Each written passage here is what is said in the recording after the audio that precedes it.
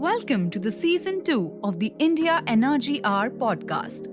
The India Energy Hour podcast explores the most pressing hurdles and promising opportunities of India's energy transition through an in-depth discussion on policies, financial markets, social movements, and science.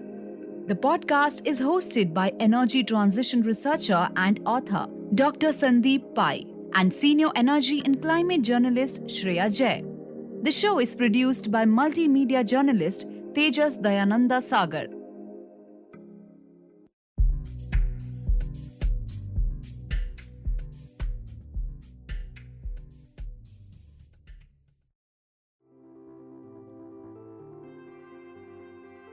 India's energy transition stands at the crossroads of meeting the nation's rising energy demand and pressure at the global front to reduce emissions. Having now committed to a low carbon development plan and a net zero target year, all eyes are on India to declare the expiry date of coal. To get a ringside understanding of this complex issue, we invited Dr. Anil Jain. He has held senior positions at key ministries of petroleum, environment, NITI Aayog, and the erstwhile Planning Commission. He recently retired as the Secretary, Ministry of Coal, where he initiated a division and dialogue on just transition in the country's coal sector. Jain has also authored 2 books on India's natural gas sector and holds a Ph.D. on the same. He has served as a bureaucrat for 3 decades.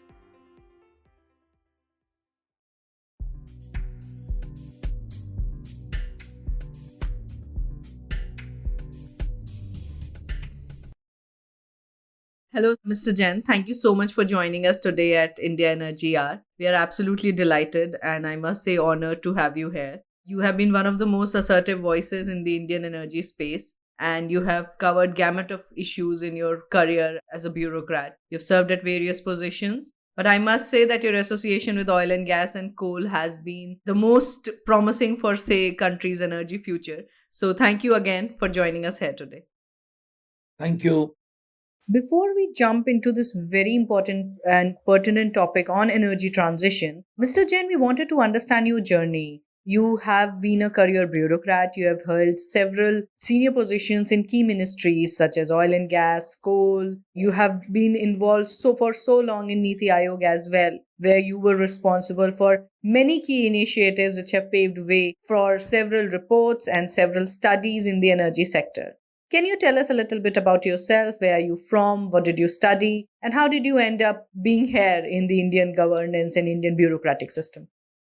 As you're aware, I superannuated from the Indian Administrative Service on October 31, just about a fortnight back. And we engaged with all, stakeholders in the Indian energy sector, particularly so in my last assignment, which I served for over 3 years as secretary in the Ministry of Coal. Reflecting back on my long journey of 36 plus years, so I joined the government in 1986. This was my first job.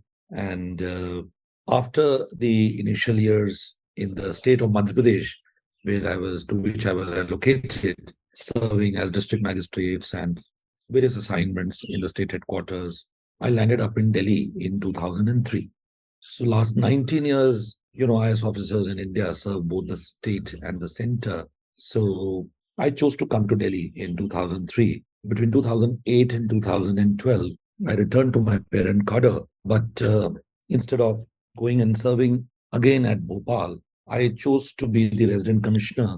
And alongside, I was lucky to take on the assignment of visiting senior research fellow at the Oxford Institute for Energy Studies. And I was with them on this kind of attachment for 6-7 years. And I'll come to what I did at that point of time. After 2012, I reverted to Government of India. And instead of taking on what a normal civil servant does, to go to a ministry and become a joint secretary, because I was of that seniority, I preferred to go to the Planning Commission, where the energy desk was available. So I joined them as an advisor in energy. And in fact, 2015, 1st Jan, NITI Aayog came into being. So I continued to serve the energy sector and I got my promotion there. So I was there for 5 years, initially I was handling the oil and gas and renewable portfolios for 2 years. And thereafter, I handled the entire energy domain, including nuclear energy, hydro, and power, coal. So initially, well, 2003, I must mention, when I came to Delhi, I was deputed to the petroleum ministry. So 2003 to 8, it was oil and gas. 8 to 12 on a diplomatic kind of an assignment in Delhi. But that's the time I joined the OIES. And I also wrote my first book, Natural Gas in India, Liberalization and Policy. So more on that later. And 2012 to 17 in the NITI Aayog and Planning Commission handling the energy portfolio. 2017 to 2019 as Additional Secretary and Special Secretary to the Government of India, I was in the Ministry of Environment and Forest, where I particularly handled the Montreal Protocol.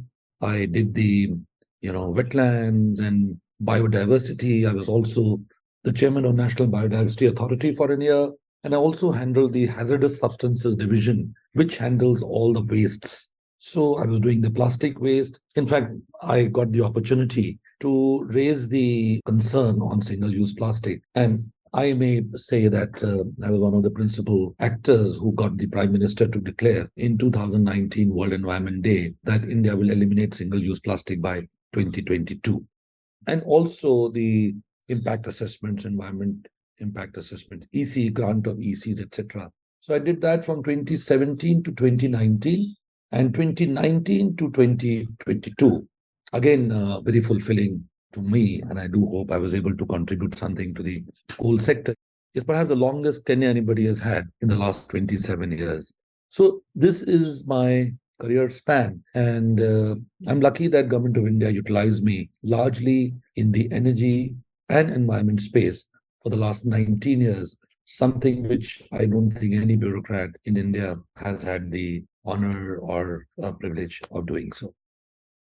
I have a quick follow-up, sir. When you were working with the Oxford or attached to the Oxford studies, like what were some of the key issues that you were looking at more from an academic lens? And then how much of those issues that you looked at from an academic or policy lens were you able to apply when you were serving later in NITI Aayog or in the coal ministry? This was a visiting senior research position, and I was, of course, in Delhi and did go to Oxford in between. When I was attached with the Oxford Institute of Energy Studies in 2010, they had they continue to have it, a very robust gas program, as they call it. So gas was being hailed. It is at that point of time, I think in 2010, 12 or so, I don't remember, that even the IEA came up with a special report, and they call it the golden age of gas is what they had hailed it as, because it was following up on the success in the United States of production of shale gas. So the sidetracking, horizontal wells, and hydrofracturing. So there was a boost to gas production in the world. More gas was being discovered than oil was. So as a part of that gas program of OIES, some researchers before me from India had researched there and published that India was now swimming on gas, and soon there will be a huge gas-led economy in the country, because India has always had deep aspirations to enhance the share of gas. Because since the early 90s, in fact, the early 80s, the share of gas in the global energy mix has been nearly a quarter of the whole kitty. Whereas in India, it was hovering around 6%, 8%, it went up to 9 or 10. So everybody felt that India will also go the global way. And there were these spate of discoveries in 2002. I think Reliance had this big discovery on the East Coast. And then there were a number of other discoveries or shows, as you might call them, all across the Bay of Bengal, including, if you take this arc starting from the Andaman, and there have been gas shows off the coast of Myanmar and then Bangladesh, and then you come to the Indian side and keep going down all the way to Pok Strait. So the dominant feeling in Oxford Institute of Energy Studies was that big doses of gas are likely to be produced in India. But when I joined the OIES in 2008, in fact, not 2010, I just served a 5-year tenure as head of the exploration division. So this entire subsequent development on the initial one of the D6 discoveries, KG D6, had taken place in my tenure. including Rawa and Ken discoveries in Rajasthan, which are not really a gas discovery, but oil discoveries. So, what I had found in my tenure was that there was a lack of understanding in the government of the contractual provisions that had been promised to the contractors. Or let us say there was a hiatus between the understanding between the two sides. So, principally on price and cost recovery. So, when I dealt with this setup, there was a reluctance in the Indian government and the users of gas, who were principally power and fertilizer. The CGD system was not well developed at that time, that they will not be able to give market prices for the gas which will come from these private producers. So there were these dilemmas. Will ONGC continue to sell subsidized gas while the private guys will sell at market price? Will there be a fracture between the two? Will the private guys also not be allowed market price? These were the questions which were looming large. Second question which was looming large was, will government have any right to prescribe where would the gas go to? So there were questions relating to the gas utilization policy. Now, if you were to combine these two questions, what is the price that the producer will get and which consuming sector will get priority in gas consumption, then it becomes a very heady cocktail. Because if you're going to prioritize power, then power is subsidized, then there will be a back pressure on the upstream producers that, hey, since we sell power at controlled and subsidized prices, we cannot allow you market prices. For urea, again, government has not raised the price of urea in a decade plus or so, and union government subsidizes it. So if you give them market prices, in effect, there is a net transfer from the national exchequer to the private producers. So these were two principal questions. There were many other questions. Another one being that how should the gas pipeline be developed? GAIL wanted to develop on its own criteria, whereas the private gas producers wanted to connect the gas with the most paying Western markets. So gas is something which will travel, as they say, pipelines are a national monopoly. So wherever the pipeline goes, gas will have to go there. So there were many dilemmas. I restrict myself to these two, the first ones. So when I did this research at OIS, which led to my first book, I found that while there was a total hands-off market approach, but then that was not the complete story. You might have the West tell developing countries that you need to migrate to market pricing, etc., etc. But then, as we have seen even in recent times, all the old contracts are torn away by either sides should there be a disruption in the market. There's no real sanctity about it. And you need to keep the long-term interest of the consumers and long-term interest of the producers. So when I spoke to them about how, gas prices are need to be calibrated, keeping in mind the poverty and the agriculture primacy in India and the slums and the poor, etc. And Indian market is still underserved. So you still need to connect home. You still need to get fertilizer also across to all the farmers. So if you keep the entry bar very high, surprisingly, there was a resonance with some of the researchers. You see, why yes, I rate very, very high on their general approach to energy issues across the world. But then there was also some learnings that, if you keep the market fractured between ONGC and private, then there will always be an understanding that if you wish to contain the end consumer price, then market price being given to the private producer perhaps may keep going up. So which will then require that the ONGC wala should keep getting lesser and lesser if you want to keep it at that bar. Or if you want to raise it marginally, but a private guy raises it much higher, then at least you will not allow the ONGCs of the world to get any market prices. So in a way, that learning has, not that I was in planning commission from 2012 to 2017. So in a way, your question is very relevant, that I was able to factor those learnings into the advice that we used to give to the various ministries on the cabinet note that used to come from there. So I'm happy to say that ONGC has also now been allowed much higher prices than what they were getting at that point of time. And there is a move. Now, of course, there's a big move. They have allowed, I think, $9 a million BTU to the Reliance BP gas, because the prices have now been aligned with some weightages to the international gas markets, and there's a formula. This was inconceivable 8 years back, 6 years back. So that was one principal learning. And the second learning which I had was that instead of saying that India is soon going to be flooded with gas, you need to be careful, because private sector runs away if they are not allowed operational freedom. So I brought in a little bit of caution into the entire thing, which I might say is coming out to be true. I don't want to be critical of the way things are, but yes, there were developments in the case of D6 when the cost recovery came to be challenged. I don't know if you people have followed that. So there were charges of gold plating, and there was court litigation, and there was investigations. So that kind of cast a deep shadow on the regime in the petroleum ministry. So just to allude to one of those aspects, that the country, since the launch of NELP in 1998, was following a cost recovery mechanism in which the producer was told that whatever you invest in exploring and producing the gas, you can take it away when the gas production comes, or for that matter, oil production comes. And the balance will be split between the government and the private party on a predetermined ratio. So that led to some suspicion in the government that people try to gold plate and take away most of it and leave a pittance to be shared.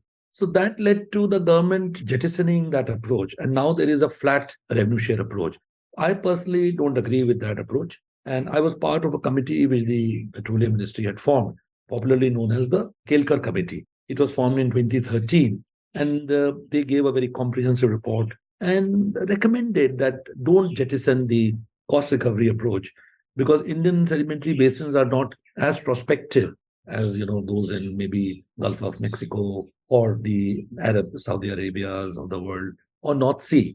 But that was not accepted, and I think that is a principal reason. The kind of changes that you talked about that happened in the gas market, do you think in a way it also paved way for, say, a thought process that PSU should also be profit making? Do you think so? Yeah, that is half true. The reason being that if PSUs earn huge profits, then also the government gets the lion's share in terms of dividends, and share prices go up, and they often offload some of those shares. So I don't think the idea behind allowing higher prices to ONGC is basically to government to garner more resources. I think it is more to help ONGC spend more money on expanding its footprints in India and abroad. Because if profit making was the motive, then Coal India would have been allowed to raise the price of coal to the power sector in the last 4 years. So if Coal India's profits this year are going to be a tad higher than the previous years, it is only because the small portion of coal which they sell to the open market through auction is yielding very good prices. So I think it's more to do with aligning the gas markets to a common market phenomena. It's a separate topic which we can discuss later. When you split the market into two parts, for government to say that in the CGDs, the transport sector, the CNG, and the domestic cooking PNG will get administered price gas, and rest of the CGD component, the commercial, industrial, and the other parts will probably get market price gas. In a way, inhibits the growth of that market now. This is the topic of a wider import. Maybe we can discuss it later. Absolutely. And, good that we're discussing fossil fuels. Ironic in the week that COP is happening at Egypt, where there's so much pressure on, I must say, India and other developing nations, alike developing nations as well, but specifically to India. There's so much pressure to reduce the dependence on fossil fuels and especially coal. In light of that, how realistic do you think this pressure is, this target should be for a country like India in short, medium, and long term? Now, when you split the perspective into short, medium, and long term, the answer is pretty obvious. In the long term, coal has to go. There is no two doubts about it. For a tropical country like India, where you get 300 cloud free sunny days, and being peninsular in nature, the winds blowing across seasons and the wind energy potential being high, there is no doubt that in the long term, as technology develops, storage costs fall down, renewable will be all over. Now, it's a matter of great detail that renewable at the right now, we talk only of renewable power. So in the case of India, of the final energy which is consumed, only 17% of it comprises electricity.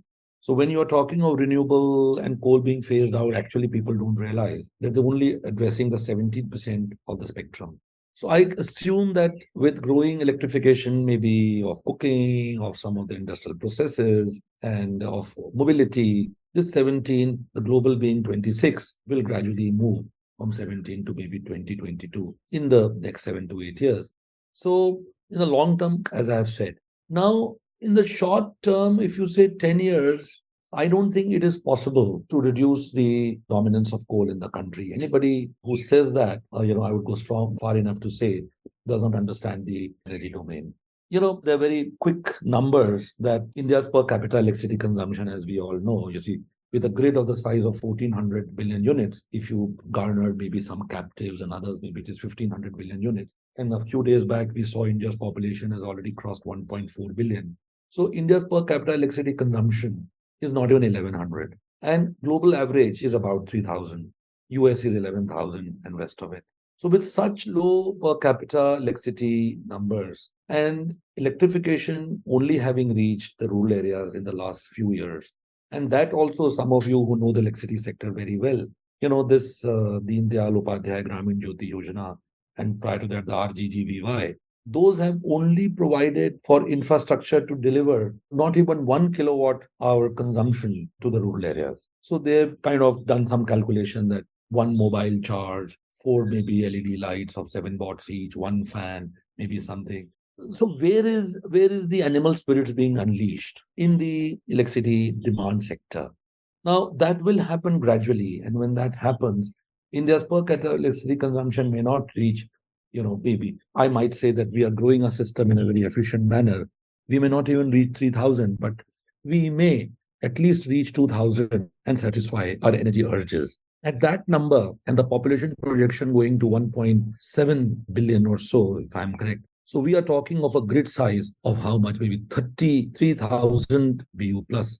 And India's aspiration to grow, if India grows at 8 to 9%, which it should not be difficult, because China grew at that percent consistently for 10 years. And the elasticity of electricity demand being, maybe 0.6 or around thereabouts. And since India has to electrify, it should definitely be more than 0.6. And if India grows at maybe 9%, so you're looking at something like 5.5% increase in the grid size every year. So even if it is, 1500 BU grid at the moment and 5%, so means at least 75 to 80 BU of demand going up every year. At the moment, the growth in renewables is not more than 10 to 12,000, because with the present mix of solar, wind, small hydro, biomass, the generation, the CUFs coming from renewable do not give you more than 2 million units of power from every megawatt that we add. So if you are adding 12,000 even, which I don't think we're adding, you're looking at 24 BU of additionality against what we just discussed, about 75 plus.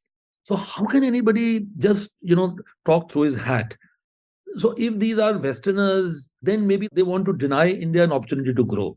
And if there are any Indian researchers who understand the Indian energy domain well, I don't want to say much, they need to really do some, deep thinking. India has so much potential. We are one of the world's largest deposit holders of bauxite. But our aluminium production, is so low that we import some varieties of aluminium. We need to do value addition. We are exporting alumina. Adanis have announced that they are going to foray into aluminium. Coal India wishes to set up an aluminium plant. Steel India is producing about 160 or so. It aspires to produce 300 million tons by 2030. So all these things, and I spoke of the rural areas getting connected. We need to grow, and energy is the lifeblood, as we all often very proudly write in our essays. So, then you need to give that blood to the economy. Na? Use coal responsibly, bring in efficient plants, mine responsibility with responsibility, go underground mining. Those things, mining pollution, transportation pollution, generation pollution are the things to talk about. Not that you cut down your energy supply. So in the short term, my take is that with 72% of electricity mix coming from coal, even if we grow the non-coal based power at a phenomenal rate, in 10 years' time, I don't see it coming down below 65, 66. And in the medium term, then the alignment will take place. It will probably fall at a faster rate. So maybe by 2055 or so, 2050, 50, and there's no point hazarding guesses because these are things which need to be worked on models and on paper and pens and Excel sheets. You might see coal diminishing. If I can quickly ask, this issue of how much fossil fuel one should have and how much renewable is obviously not just numbers, ki this much gigawatt, this much billion units, and obviously not black and white. There are so many facets in that. But in middle of this, India has submitted a low carbon development, long term development strategy at COP. Details would still emerge, and I'm not sure how much of you have gone through, but you must have been involved, definitely. So overall, it talks about an optimal mix of energy and decarbonization of industries and everything. So in that scenario, if I ask you, what kind of energy planning is needed to achieve that goal? It's pretty long term. But from say if today was day zero, what kind of planning is needed in that case? As I had once heard Dr. Stephen Chu say when he was the Energy Secretary of the US and he was visiting India, that it is much cheaper to develop low carbon and an efficient energy system than to retrofit deep carbon and an inefficient energy system. So he was discussing this, when we were talking about the US electricity grids and the Indian electricity grid. You see, in the US, the grid has traditionally been, again, just like anywhere else in the world, coal supported, and there is a very high level of opening of the markets, of the electricity markets in the US. So there's a different generator, there's a different transmitter, and there's a different distributor. So he was comparing it with the Indian situation and saying that India's electricity grid is going to grow 2x or 3x, and you can straight away when you are building the new grid have solar generators come up in a big way. So the transmission system is geared, you do know that whatever is the CUF of the upstream, same as the CUF of the transmission system. If the solar plant is working at a 20% annual capacity utilization factor, even the transmission system connected to it will have the same kind of efficiency. So there'll be different costing norms for it. A transmission system which is wheeling away power from a thermal power plant will have an efficiency of maybe 70% or 65%, whatever is the efficiency PLF of that plant. So when you develop a transmission system for a renewable source, then it is designed for that kind of costing. And similarly for the buyers. So consumers, if they are getting a renewable system-based power, then their balancing and variability is also then catered for. So what he meant was that India will have an opportunity to develop a system entirely customized for that situation. Whereas in the US, they're having to retrofit it with all kinds of difficulties. And he was saying that, the distributor wants the cheapest power. So if ever there is an attempt by his supplier of power to go renewable or to bring in a renewable mix, which will have slightly some price implications. So he will jump away from him and go to somebody who will still give him the fossil-based one. So what he said was that India has this opportunity to develop a cleaner system, an efficient system. So to that extent, India's long-term low-carbon development strategy makes sense. As I mentioned initially, that my modeling in the NITI Aayog, that India Energy Security Scenarios 2047, we never projected that India's energy system in 2047 will have the same energy and the carbon footprints as the West has. Because we felt that, we will not have 45 watt incandescent lamps. We have already moved on to 7 watt LED lamps. We will not have 50 watt or 45 watt fans. We will have maybe a 25 to 30 watt fan. And our buildings will not be retrofitted to make them compliant to 5-star. We'll already have ECBC, because that was another number that in 2012, 2013, when we made that model, the civil structure in existence in the country, the buildings and the commercial buildings, they were just 1/3 of what would be in existence in 2030, 2035. So we would build the new buildings energy efficient, and they will have much lesser, what you call them, EPIs, as compared to the older buildings. The India's low carbon development strategy, which I browsed through, we were consulted, looks upon the demand sectors. It looks upon all the 4 prominent demand sectors like agriculture, buildings, transport, and industry. and talks of how they will grow on efficient and low carbon. And as regards the supply is concerned, we've already discussed that the electrification part can easily be made low carbon because we have a huge potential of solar and wind. But the challenge which will remain is what you people call hard to abate sectors. So the industrialization technologies still need to be, and what happens to storage costs globally, which will be shared with India? What will happen to hydrogen economies? So those are something which you have to still watch out. And these strategies presented at international fora are not cast in stone. I'm sure wherever technology is still evolving, the cost curve keeps coming down. And whatever India has projected, probably it will do much better than what it has been shown there. Sir, this is great. This leads to my next question, and something that you touched upon is, as and what Shreya was mentioning, that there's so much pressure and, sometimes unjustified pressure on India to declare something, do something about coal or declare something about coal.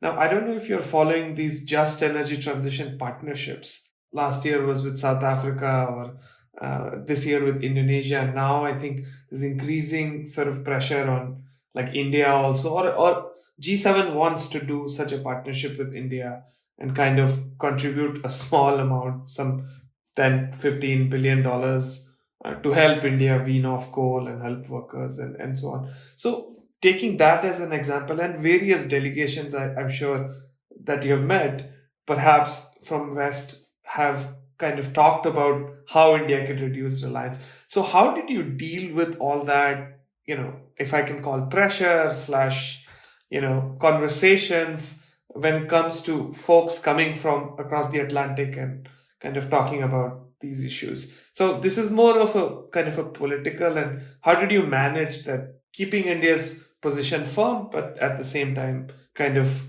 dealing with those international pressures? Firstly, it is not so much from across the Atlantic, it is on this side of the Atlantic. So there's not much coming from the US and Canada. There was a lot of pressure coming from actually European continent.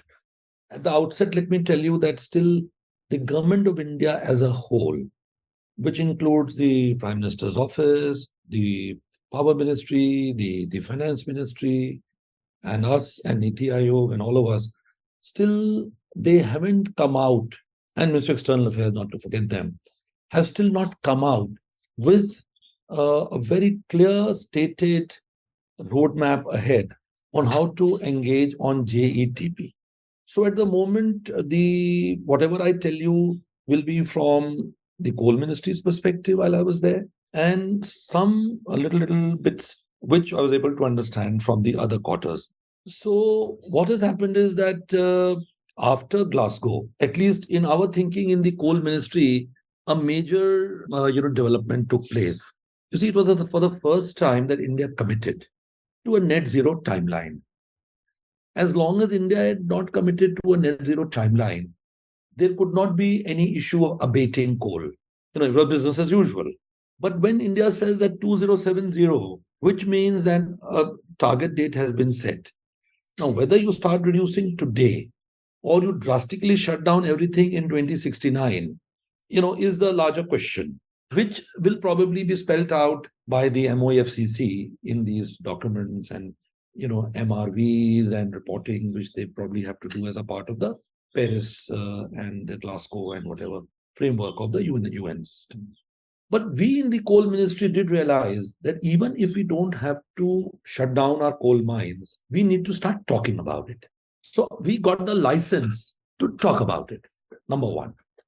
Number two, in order that the coal mines are, closed down or rehabilitated in a scientific manner, in a manner in which the nature can again reconquer back that land, and God willing, life on Earth continues for a millennia or more, several millennia for that matter, things should be back to normal.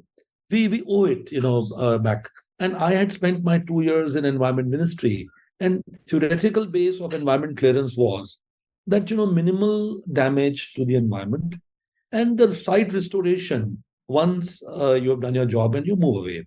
And I was very conscious of the fact that, in power plants, since I was handling the power sector as well, in the Environment Ministry, they were sitting on, let us say millions of tons of ash, bottom ash. I used to fear that once, renewable takes over and these plants shut down, and what will happen to all that ash? Maybe when the monsoon comes, it will flow into the lands of the tribals all around. And those land, there are heavy metals in it and other stuff. And those land will be rendered waste for posterity. Second, as I mentioned, was that we did feel that we need to bring in the best practices to rehabilitate and restore the mines. And there is no harm in learning from the others. Let's say World Bank and US. So these are this international partnership. We teach them a few things, they teach us a couple of things. So that led to an opening of our approach towards them. And the third development which took place was that World Bank suddenly, at a very opportune moment, probably since South Africa agreed to take something, at Glasgow. So they started looking at the others, and this JETP was formed, and Germany was given the responsibility for India. So World Bank came forward, GIZ came forward. So they just happened to walk in and approach the ministry that, hey, can we guys help you in any way in your just energy transition framework? So we huddled together in the ministry. We also spoke to the finance ministry, and there was a consensus that this money comes basically in the shape of know-how, in the shape of pilots, hand-holding, sharing of international experiences, and does not in any way prescribe that you shut down your coal mines. If the money comes to restore our old, abandoned, closed coal mines, there's no harm. And for that matter, since India has also been taking the stand that of the CBDR and rest of it, that if India wishes to go out and tell the international community that, look, you guys created this mess and you need to clean it, and this is the bill. So if you have to put forward the bill, instead of that, one amorphous number of $100 billion per year, which has not happened, and I don't know whether it is adequate or inadequate, you must have some cogent calculations behind it. So we spoke to the World Bank guys and told them that, look, if you want to work on these principles, as I just mentioned, and help us to develop a couple of pilots, and we see the dimension of the JET and what will be the bill, what is the technical know-how which we have and you guys can bring, the gap between, and rest of it, take the trade unions along, take the state governments along, and alongside also look at the socio-economic parameters. Because so far, the mining laws in India and the environment laws in India do not impose any socio-economic burden on the polluter. So we said that, the mines which are lying shut are all of the public sector domain. So it will be very difficult to Coal India to walk out of the schools and the hospitals and the skill center that it is running. So this was my thinking that Coal India is going to be different from a private miner. And it'll be politically also explosive because, if Coal India shuts its operations, then Government of India will stand to blame that you shut down the hospital also. So I said, let's look at that also. So this was something which World Bank readily agreed. And the project which is under development, when I left the ministry to see under development, that they were wanting to bring us about $1 billion to $1.5 billion of assistance to drive some pilots on mine closure frameworks with this added dimension of socioeconomic. Now, that is something which I started in the Ministry of Coal. And this $1 or $1.5 soft loan is yet to be approved. It's yet to go through the motions. Now, coming to the other ministries, I think MEA to me seemed to be fine because I understand that there was some high-level acceptance in public documents. They may be there at the G7 meeting of India supportive of the just energy transition partnerships. Now, what shape that? Because what the sense I get is that there is still hesitancy on the overall framework of the Government of India. That what is in the offing with JTP? Is it some kind of a proxy move to force India to shut down coal mines? Is it a move to just throw a couple of $1 billion? You also use the word 10 to 15 billion. 10 to 15 में क्या होता है? 10 to 15 is peanuts. So these are things which I don't know how the mutual engagements will progress, whether India will insist on full answers before it openly adopts JETP, or for that matter, whether the West is willing to give the full answers. But what will be the baby steps, that is yet to be seen. That's really fascinating, and this is very interesting. I've been saying this. So, what happened in South Africa, I'll just take 30 seconds to explain, is that South Africa readily agreed. I mean, South Africa and India, context was very different, right? They have this debt ridden ESCOM, the power utility, and the country is facing power shortages. So, in the last COP, they readily agreed on this, but India's situation is quite different. And then South Africa made this investment plan 1 year later, what it needs the money for. But then realized that actually what they're offering is 97% in the form of loans and 3% in the form of grant. So that partnership is also facing some roadblocks, although, so I was calling it like the just headline partnership, when it happened, because 1 year later, now they've announced that with India. But obviously, India's priorities will be different. I mean, just transitions interpretation itself is so different across geographies. So India could ask money for renewables. It may have nothing to do with coal. Anyway, but yeah, that's interesting to hear that. So one follow up on this just transition, and I know Shreya has burning questions as well. But so where do you think this work going from, because this was so much, and I know this, your own personal initiative and push. I'm not sure if, like, after you, do you think that this initiative will get same push? Because anyway, there is suspicion about this work. Like, what does it mean for India? So I'm not like, how do you see this going forward? However, one thing I would say is that because of your initiative, some positive things have already happened. Government of Jharkhand has created a task force on just transition. Coal India has all these committees on just transition now. So already a lot of institutionalization has slowly started. But if it doesn't continue, there is always a fear of this dying down. So I'm just curious, what would be your speculation of how this would go in the future? I'm glad you're calling it a speculative question. Well, to my mind, as they say, that there's nothing stopping an idea whose time has come.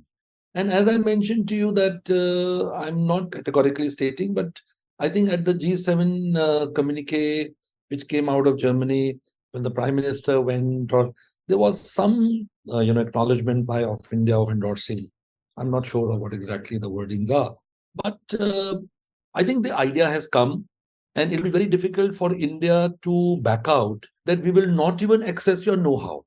India may not naturally go the South African way, which probably, I didn't know you rightly pointed out, even South Africans might just withdraw. So what will happen to the funding aspect, I'm not sure. Neither is that on the table. But sharing of knowledge is something which probably is in India's interest. And that perhaps India may not be able to say that we don't even want that. Thirdly, since Jharkhand has now awoken and formed that committee, it is likely that this may have, a carpet bombing kind of a, Odisha also may come forward, and Madhya Pradesh, Chhattisgarh. So if the states get ready to talk about just transition, Government of India will welcome it, to my mind. Another part of this entire, dynamics is that prior to 2009, there was no mine closure framework of any great import. So one thing which I am very happy I was able to do before I limited office, I approved the guidelines mandating the coal companies to implement comprehensive mine closure framework even on pre-2009 mine. And the second thing which I did was that I empowered them to pass on a levy for that cost into the coal price which they sell in the country. So these two developments really is, to my mind, should empower Coal India to take it up. And if the states, if not today, tomorrow, get conscious and demand of Coal India will not be able to say that the government has not, accorded any approval. And finally, my take is that since India itself has been going and talking at these fora, that you created the mess, and you need to clear it up. If those guys come forward and say, we want to help you clear it, how will India be able to say that, no, then if you come with 1 trillion only will I accept, if you come with couple of billion I will not take. मुझे लगता है कि this will go forward. One thing I just wanted to, while we are on the topic of just transition, the current discussion in its form seems to focus on mine closure and, rehabilitating the land and everything. But human resource is a huge part of this particular initiative. And there doesn't seem to be much focus either from the government end or from the company, which in this case is Coal India and happens to manage the biggest workforce that is there in the mining sector. Do you think a dialogue will begin on this soon now that states are also coming on board? And where do you think the solution lies to this? It's a sector that covers several states, several stakeholders, and in human resource is the key to this just transition. No, but as I just mentioned, that the World Bank project which we were pursuing was also looking at the manpower and the people who were dependent. And if you remember the report which was done by I4S, they said that the people who are dependent on the coal economy, only 20% of them are formally engaged and 80% are informally engaged on it. So those guys may not directly benefit from, any VRS schemes or any contractual payments. So they have to be also catered for. So that is why I have built it into the technical TOR or the World Bank assignment. And I also elaborated that since it is the public sector, government cannot willy-nilly run away. But Shreya, this issue must also be deliberated in the larger mining context. Today, is there any framework in the country wherein if a steel industry shuts down, if a cement plant depletes limestone and shuts down, chromite mine shut down, I mean, there are labor laws which provide for severance packages and pays, etc., etc. But otherwise, all the panwala there, the transporter community, the local Karyana, there's no such framework. So why single out coal for this kind of a treatment? Now, this is where the dynamics comes in. That if India were to ever acknowledge that we would have gone on with business as usual, but we are shutting it down because the West is telling us to, then there will be a question from the states that, look, this is under international pressure or this is under Government of India's guidelines. So the just energy transition is actually a lot to do with the cerebral space as much as it is to do with the on-ground activity. Great, sir. This has been a great section. I think let's move on to the last set of kind of big picture questions.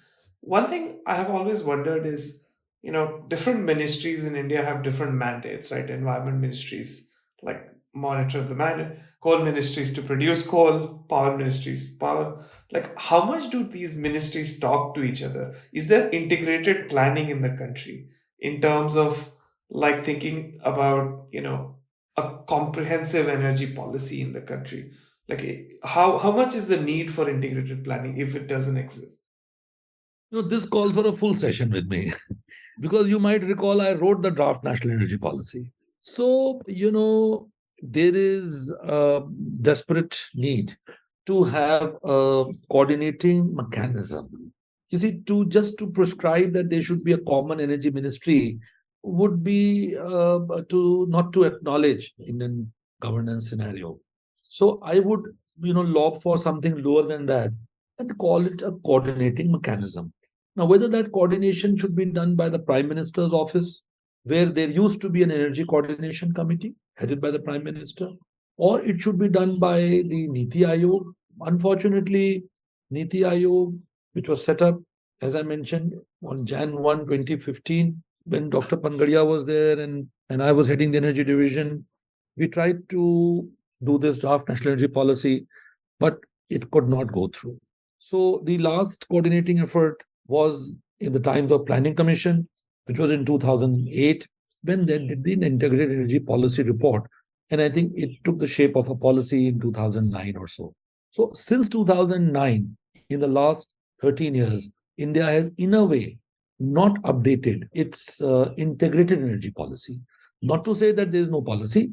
Different ministries, solar policy and petroleum pricing policy, power sector policies keep coming out. But yes, the value which an integrated policy offers is well recognized, but that is lacking in the country.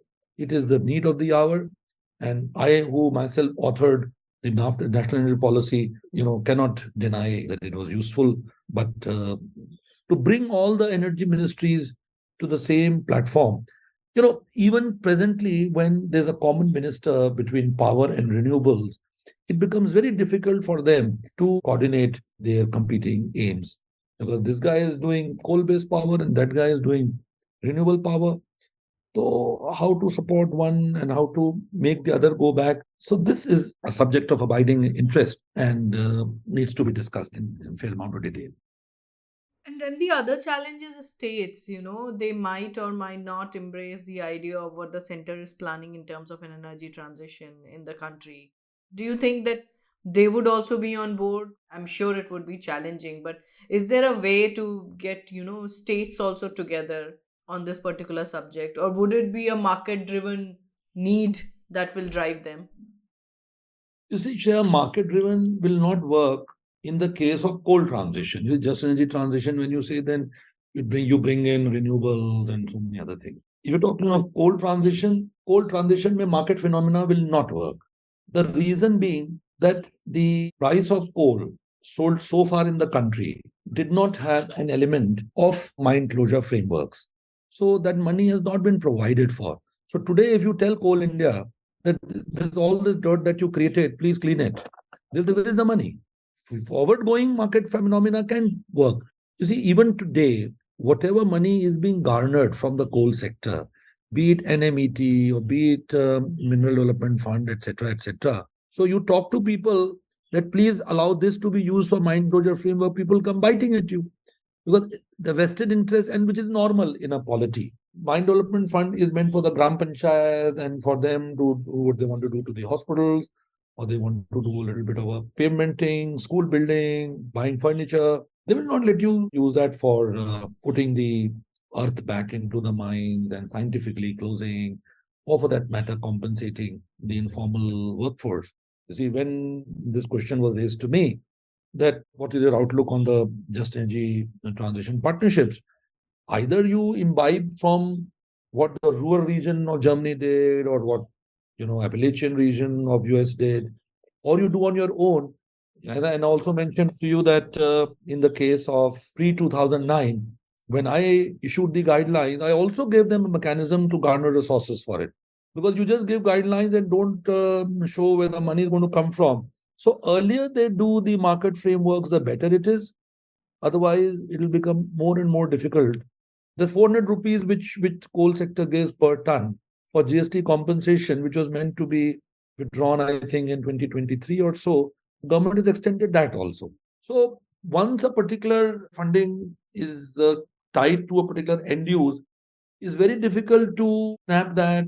Diversion is out of impossible. Even snapping that or reducing or curtailing is, they'll keep increasing. 400 ka dekh lena, 500, 600 ho jayega.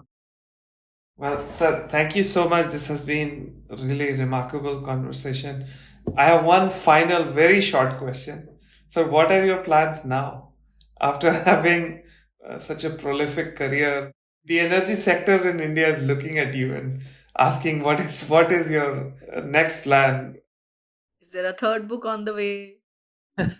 No, I have been approached by one publisher to sign up a book on, demystifying climate challenge, energy interface with climate change for India. अभी sign नहीं किया है. But I've led a very active life, and Shreya knows it so well, 24/7, especially because of the recent, past 14 months since the Russia-Ukraine war and revival of the global economy, coal demand booming, etc., etc. So after all this, to just hang up my boots and just write a book is not possible for me. I need to slow down gradually.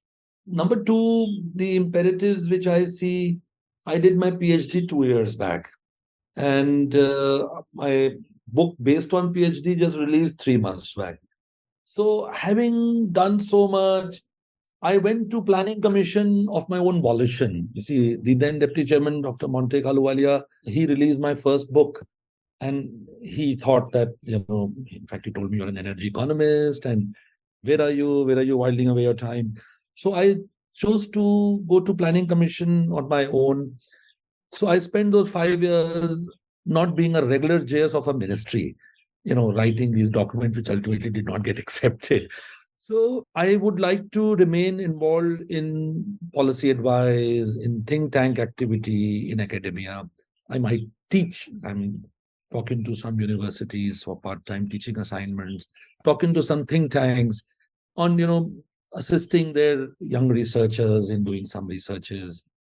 But I'm available to the government for the next 1 year. In the Indian system, 1 year is an embargo. I can't go into private sector and things like that. And so I'm available to the government. And if they wish to utilize me in any way, if at the end of the year they have no use for me, then I will seek where I can contribute anywhere here or there. That's great. Amazing. Thank you so much for your time, sir. Thank you very much. Thank you for listening to the India Energy Hour. Subscribe to this channel to never miss an update. To drop us a feedback, visit our website or write to us at theindiaenergyhour@gmail.com. We are on Twitter. You can follow at TIEH_podcast and get in touch with the two hosts at Shreya_Jay and at Sandeep Pai with double I.